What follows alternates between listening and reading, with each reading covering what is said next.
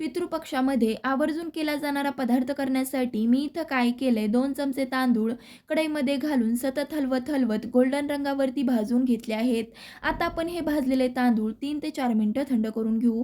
आपले तांदूळ थंड झाल्यावरती मिक्सरच्या भांड्यामध्ये घालून रवाळाचे वाटून घ्यायचे आहेत. बघू शकताय तुम्ही अशा पद्धतीने रवाळाचे वाटून घेतले आहेत. आता आपल्याला काय करायचंय, अर्धा लिटर मलाईसहित दूध घेऊन दुधाला एक उकळी आणून घ्यायची आहे. दुधाला उकळी आल्यावरती बनवून घेतलेली तांदळाची पावडर घालून सतत हलवत तांदूळाची पावडर शिजवून घ्यायची आहे.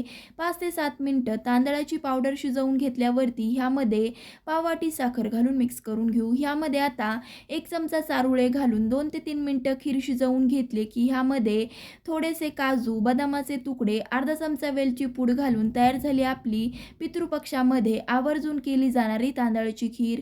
तुम्ही सुद्धा ट्राय करा आणि हो आवडल्यास लाईक, शेअर, सबस्क्राईब नक्कीच करा. धन्यवाद.